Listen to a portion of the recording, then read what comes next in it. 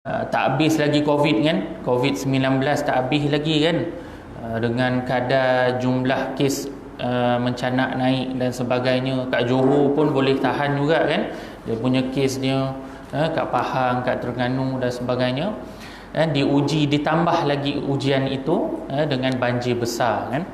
Ada saya tengok dekat media sosial kat Facebook tu kan, ada satu keluarga tu tidur di atas atap ya, dalam keadaan malam, berselimut malam kan, orang kata dalam kesejukan ya. Dia hanya berlindung di atas atap rumah sahaja ya. Dalam suatu keluarga ya, ada suaminya, isterinya, anak-anaknya ya. Mungkin yang sempat diselamatkan itu adalah dia punya tilam dan sebagainya lah ya.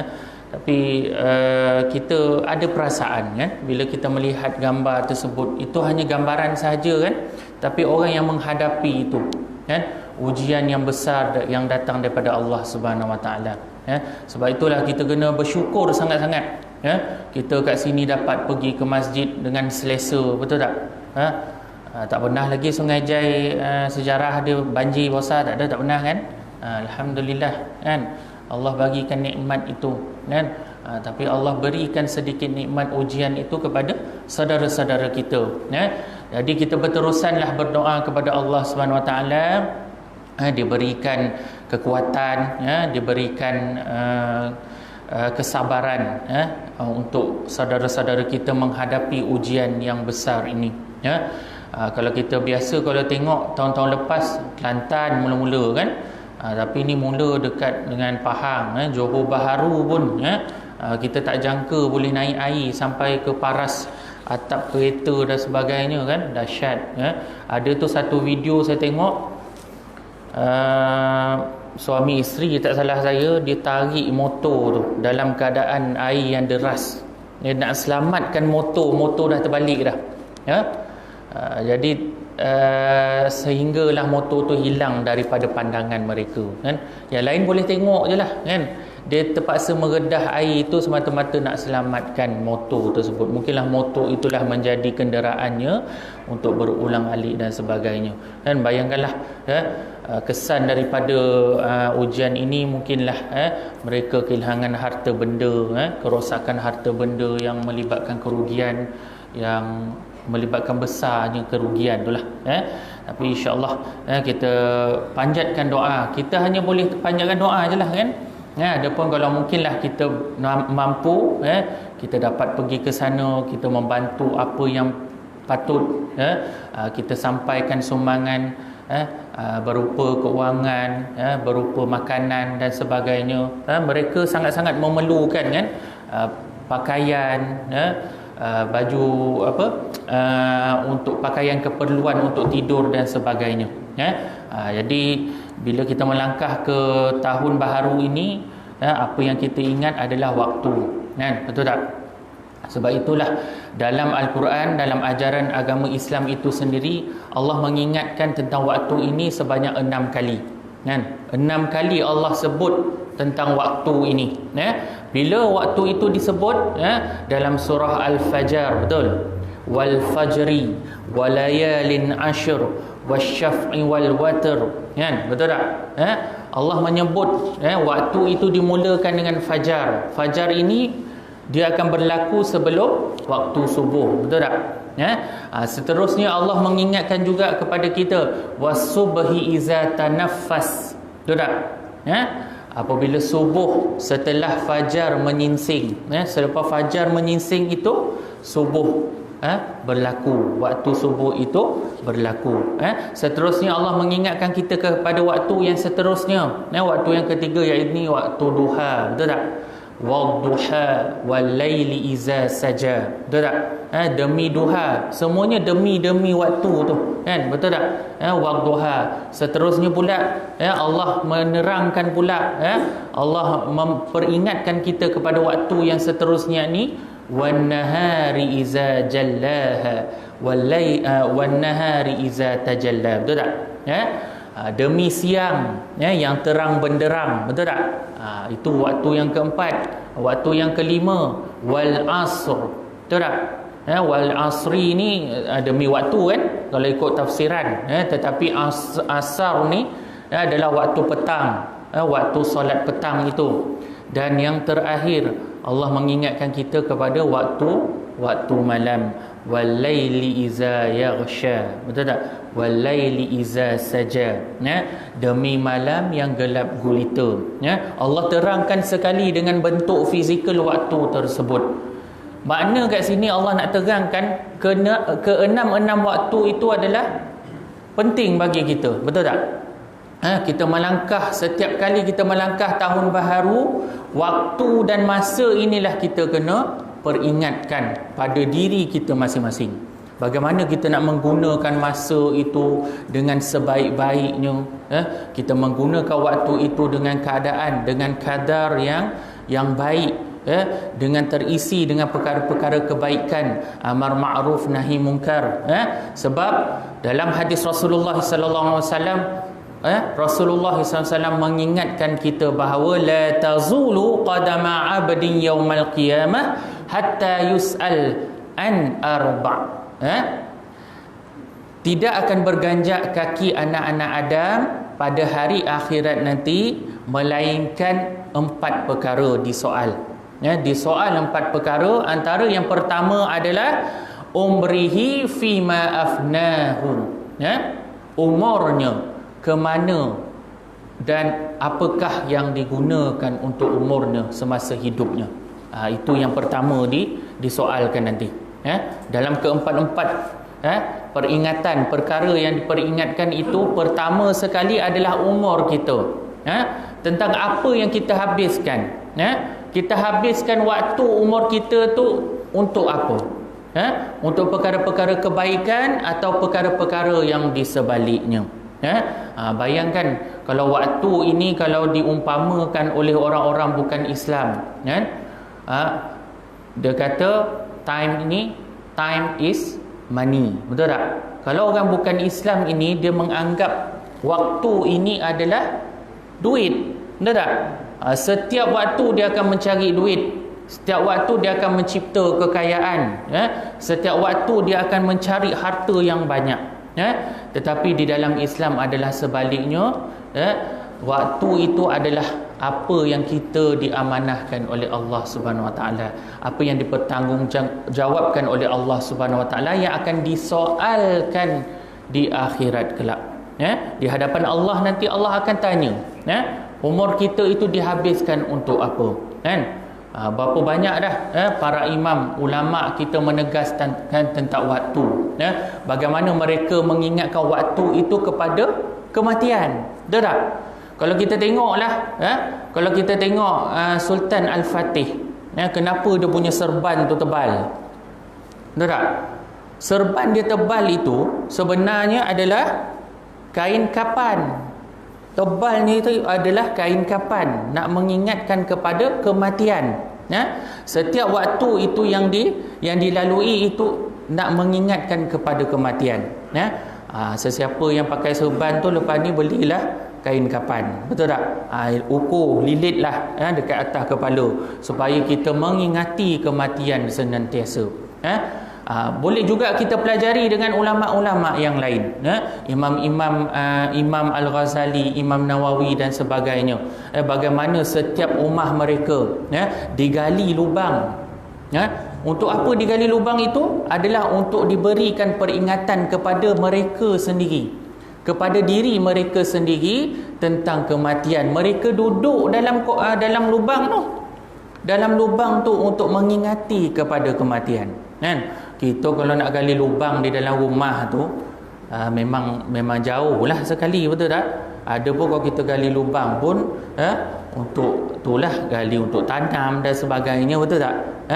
Tetapi para ulama menggali lubang di setiap rumah mereka, untuk mengingati dia. Mereka duduk di dalam itu untuk mengambil ibrah dan pengajaran tentang kematian. Sebab itulah waktu ini Imam Al-Ghazali pernah berpesan, betul tak? Ditanya kepada anak-anak murid, betul tak? Apa yang paling hampir dengan kamu, betul tak? Lantas anak-anak murid Imam Al-Ghazali menjawab, yang paling hampir dengan kami adalah kaum kerabat kami, isteri kami, anak-anak kami. Imam Al-Ghazali tidak menidah akan jawapan tersebut. Tetapi Imam Ghazali dia menambah, yang paling dekat adalah kematian kita. Betul tak? Itu yang dipesan oleh Imam Al-Ghazali. Dan apa yang paling jauh daripada kita? Imam Al-Ghazali menjawab adalah masa lampau kita. Kita kena ingatlah, gunakan waktu yang sebaik-baik ini, kalau katalah kita perbaiki balik waktu yang kita lalui ketika ini. Jangan biarkan satu waktu sekalipun terbiar dengan begitu sahaja. Sekurang-kurangnya kita basahkan lidah kita dengan zikrullah, yakni zikir kepada Allah Subhanahu Wa Taala. Kalau selama ini kita zikir hanya di awangan-awangan sahaja, betul tak? Kadang-kadang kita zikir ni tanpa niat. Kita zikir ini tanpa dengan makna, kita memahami makna zikir tersebut. Selepas ini kita berzikir dengan Allah itu kita memahami maksud zikir tersebut. Bayangkan kalau kita sebut astaghfirullahalazim tapi kita masih lagi memikirkan tentang orang lain, tentang dosa-dosa orang lain, tentang mengata, mengumpat, mencaci orang lain dan sebagainya. Itu adalah perbuatan yang sia-sia. Sepatutnya bila kita sebut astaghfirullahalazim, ampunilah aku, betul tak? Ampunilah aku ya Allah, betul tak? Sepatutnya kita muhasabah diri kita, supaya kita dapat berzikir itu dalam keadaan yang tenang, dalam keadaan yang ikhlas, meminta kepada Allah, merintih kepada Allah. Sepatutnya ini astaghfirullahalazim kita menguap. Kadang-kadang kita tertidur dan sebagainya. Jadi kita ubah cara kehidupan kita. Semakin lama umur kita semakin meningkat. Betul tak? Cara bacaan Al-Quran kita pun kena berubah juga. Itu belum kita sentuh lagi bab ibadah salat kita. Betul tak? Ibadah salat yang mana perlu kita perbaiki, kita kena perbaiki kan.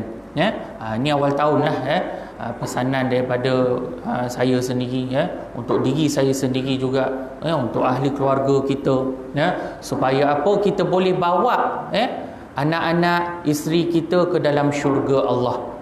Kan ada package masuk syurga satu keluarga, betul tak? Yang disebut di dalam surah At-Tahrim, betul tak? Kan? Surah At-Tahrim, ya ayyuhallazina amanu qu anfusakum wa ahlikum nara. Betul tak? Wahai orang-orang yang beriman, janganlah sesekali kamu mengheret diri kamu dan ahli keluarga kamu ke lembah neraka. Betul tak? Ke lembah kemungkaran. Betul tak? Itulah dia peringatan dalam surah At-Tahrim itu. Bagaimana dalam sirah Rasulullah sallallahu alaihi wasallam kita banyak pelajari bagaimana ada antara kisah-kisah tertentu itu menunjukkan kepada kita ada di antara mereka isteri masuk syurga, suami tak masuk syurga. Betul tak? Seperti siapa?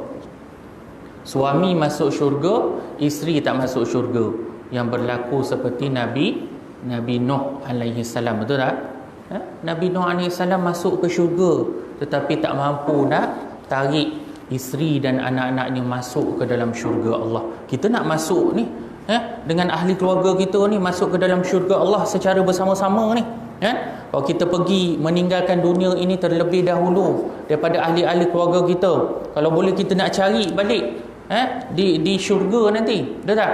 Ada juga kisah yang dikabarkan kepada kita, yang dikisahkan kepada kita, isteri masuk syurga, suami masuk neraka. Betul tak? Kisah Fir'aun. Betul tak? Kisah Fir'aun, isterinya Asyah. Betul tak? Asyah yang mana menganut agama Islam kan.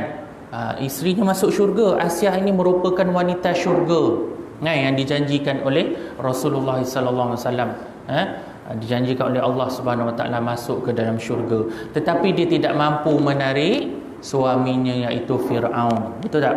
Ada juga suami dan isteri kedua-duanya masuk ke dalam syurga, masuk ke dalam neraka Jahannam, yakni Abu Lahab dan isterinya. Betul tak? Kita boleh ambil iktibar daripada kisah surah Tabat Yadah tu, betul tak? Surah Al-Lahab kan, betul tak? Bagaimana dikisahkan Abu Lahab dengan isterinya, kedua-duanya tidak masuk ke dalam agama Islam, lantas dimasukkan ke dalam neraka Jahannam yang abadi. Betul. Jadi kita ambil ibrah itu supaya apa? Supaya kita dapat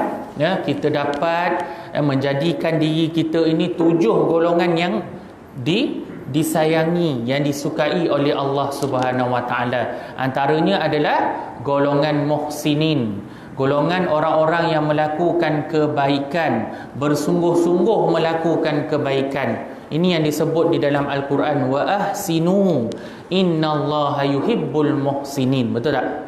Buatlah kebaikan dengan bersungguh-sungguh, sesungguhnya Allah menyukai orang-orang yang membuat kebaikan. Muhsinin, golongan muhsinin, golongan yang pertama. Ada 7 golongan ni. Antaranya muqsitin, golongan orang-orang yang adil. Betul tak? Golongan orang-orang yang suka bertaubat, at-tawwabin, al-mutatahhirin, orang-orang yang suka bersuci. Betul tak? As-sabirin, orang-orang yang sabar. Betul tak? Ini dia. Kita nak menjadi antara 7 golongan tersebut yang mampu membawa diri kita ke alam syurga nanti, insya-Allah. Okey, sebagai mukadimah jelah mukadimah pun dah panjang dah. Okey.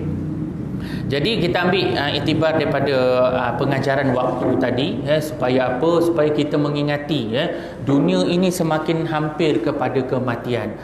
Dunia ini semakin hampir kepada kiamat, kan? Banyak ada perkara-perkara yang menunjukkan kepada berlakunya kiamat, ataupun tanda-tanda kecil mahupun tanda-tanda kubra. Betul tak? Ni baru ni saya dengar yang 9 keluarga terhumban di feri Triso dekat Kuching, Sarawak. Betul tak?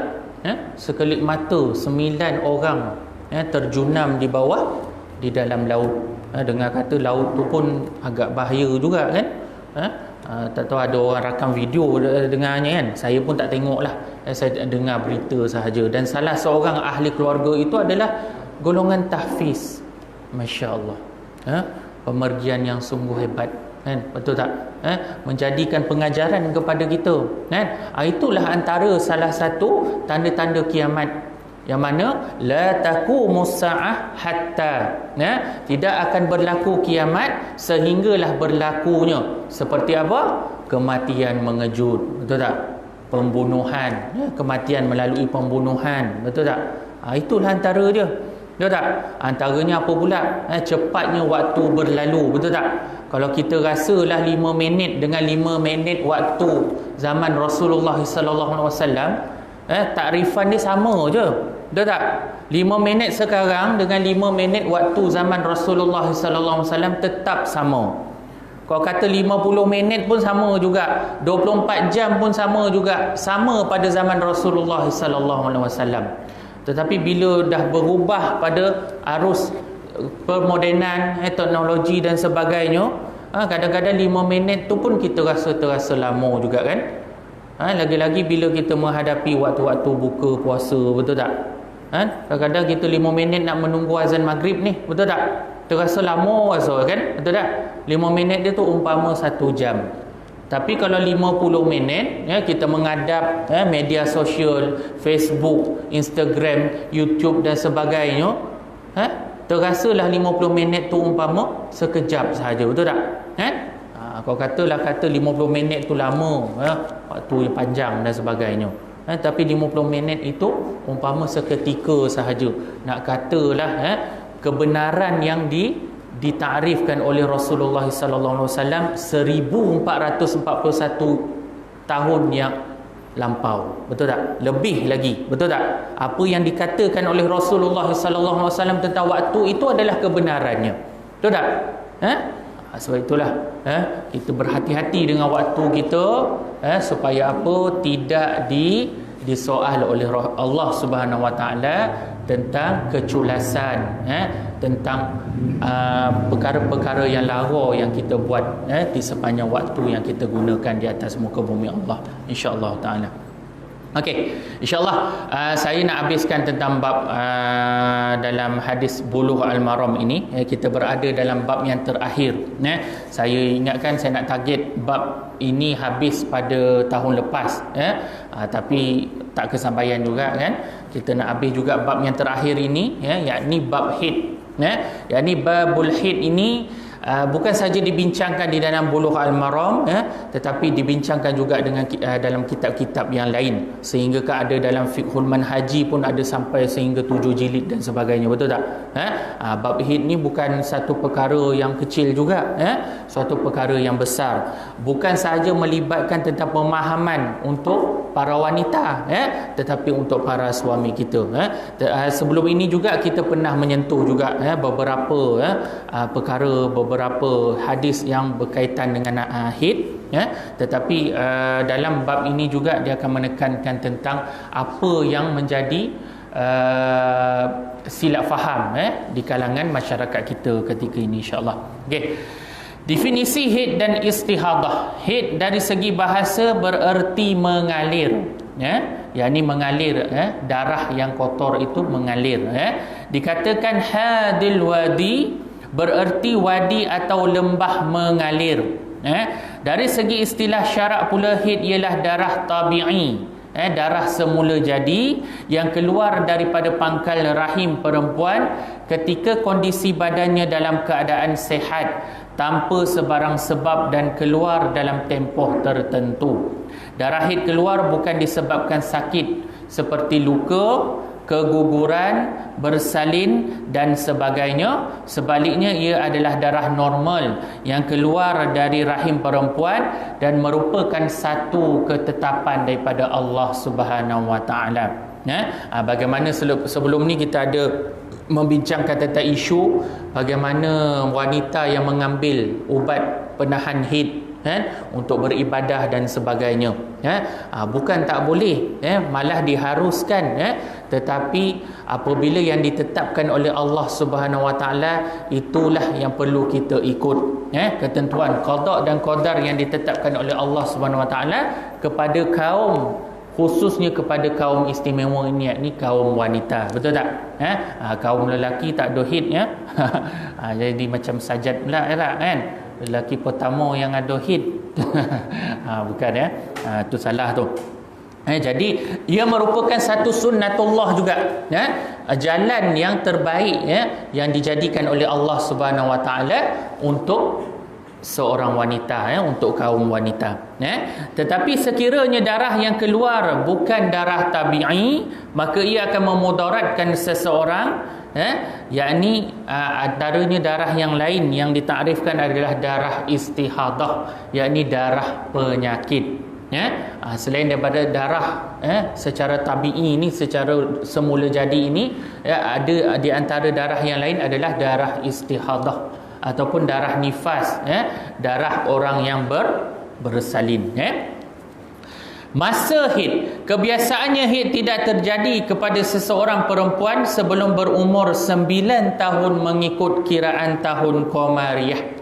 Namun begitu, kadang-kadang ia terjadi juga pada usia sebelum itu.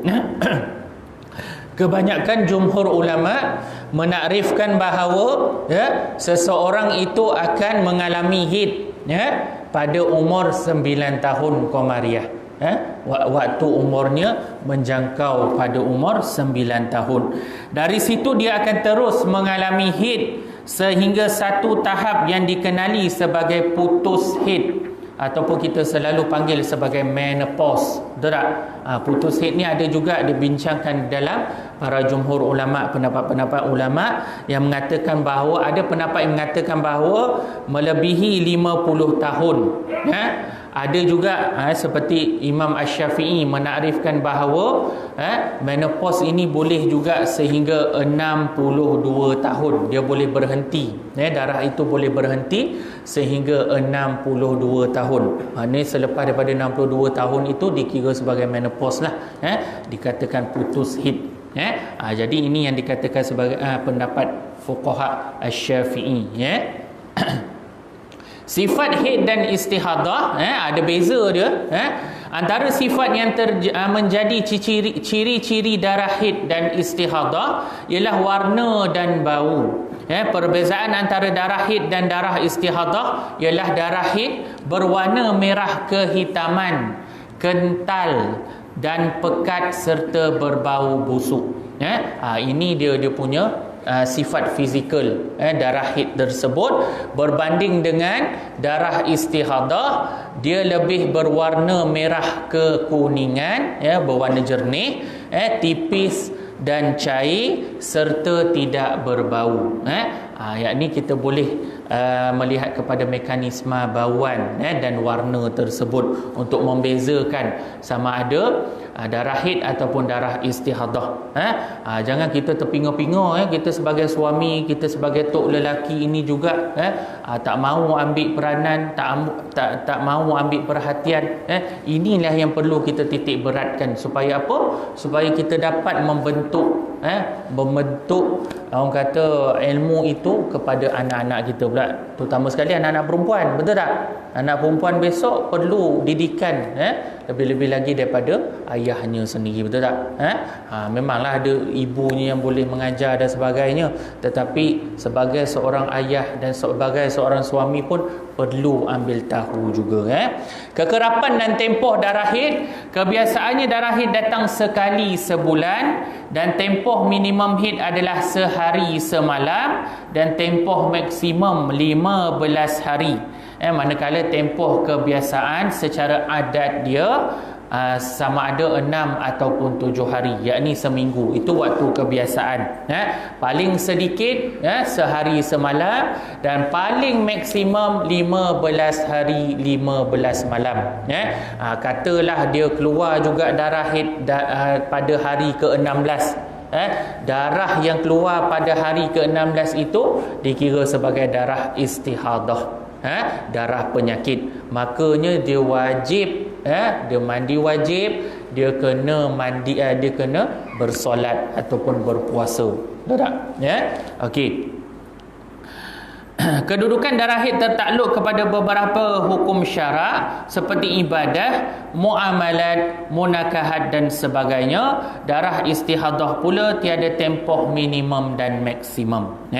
Dalil tentang darah haid ini disebutkan oleh Allah Subhanahu Wa Taala dalam surah Al-Baqarah. A'udzubillahi minasyaitonir rajim.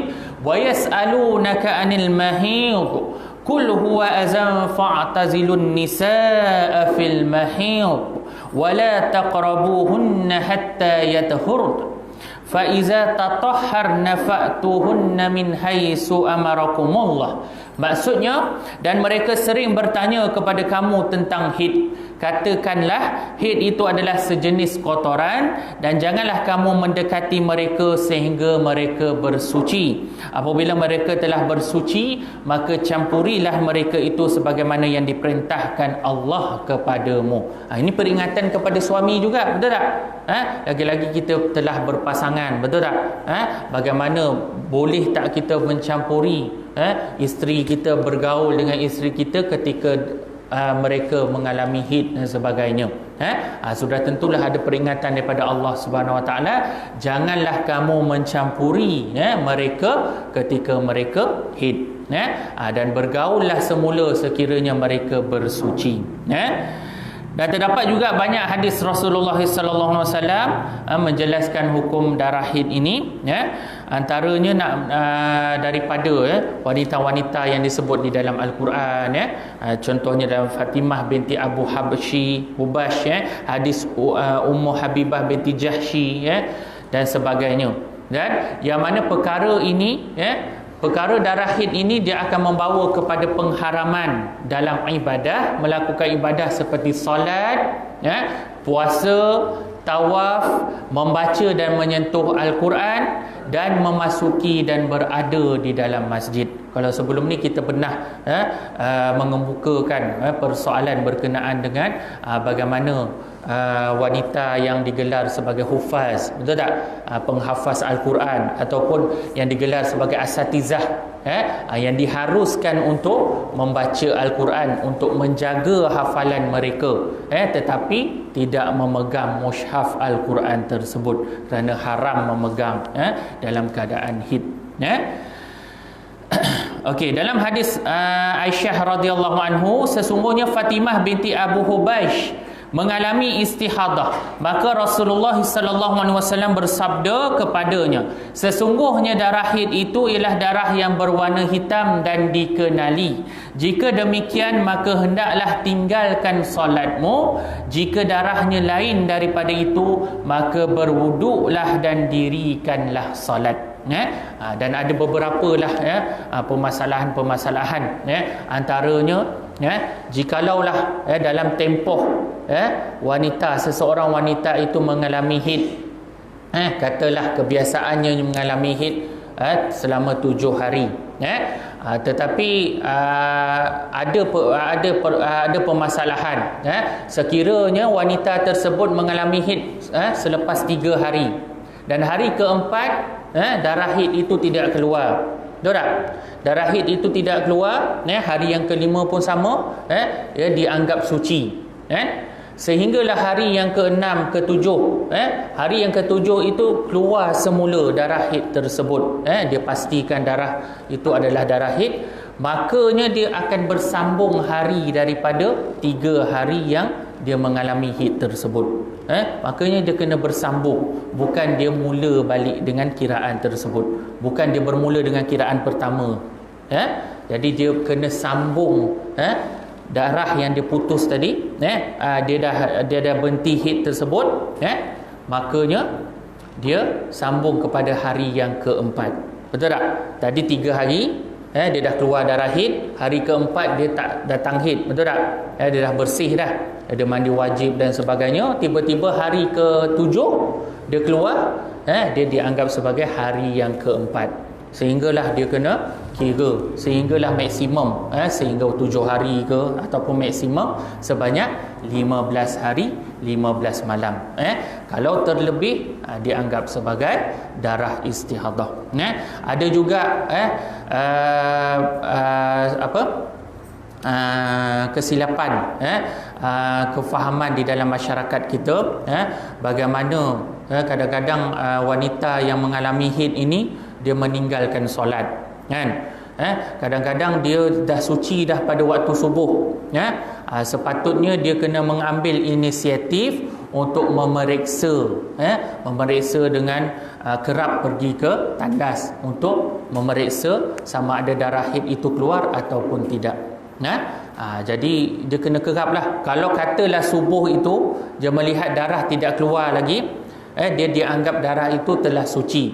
Berkemungkinan besar dia telah suci daripada malam tadi. Jadi dia kena melihat waktu maghrib dan waktu isyak itu wajib diqadhakan.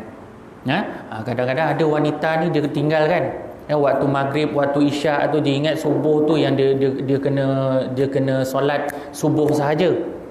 Walhal dia kena tengok tempoh tertentu, dia kena kerap memeriksa kain. Kita boleh periksa dengan melalui kain perca ataupun kain putih dan sebagainya, seperti mana yang disebut dalam hadis Aisyah radhiyallahu anhu, nak memeriksa dengan kain putih dan sebagainya untuk mengetahui kelikatan, kepekatan darah tersebut, sama ada darah itu habis keluar ataupun tidak, ataupun dah telah suci ataupun tidak. Kalau suci senang lah, kan, warna dia jernih, warna putih bersih dan sebagainya. Kalau ada masih lagi tompokan, itu masih lagi dianggap tidak suci. Okey, ini yang disebutkan di dalam hadis Asma binti Umais radhiyallahu anhu. Menurut riwayat Abu Daud, hendaklah dia duduk di atas bekas.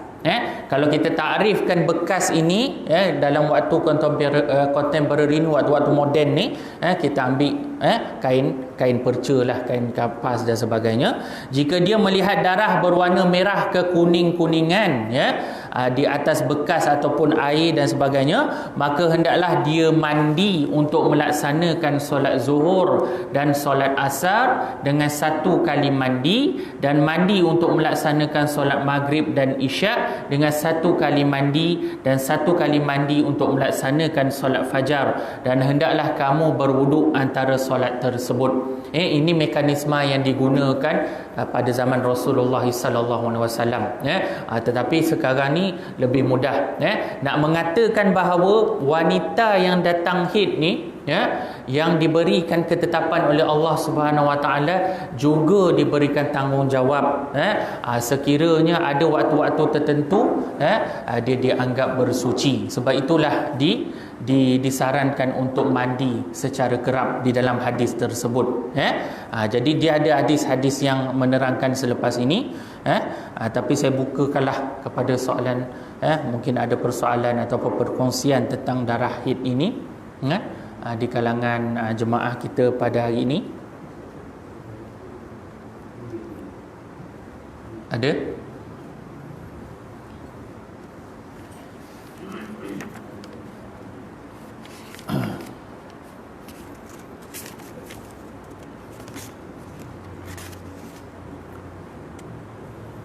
Okey, banyak sebenarnya persoalan-persoalan berkenaan dengan darah haid. Okey, kita sambung selepas azan Isyak.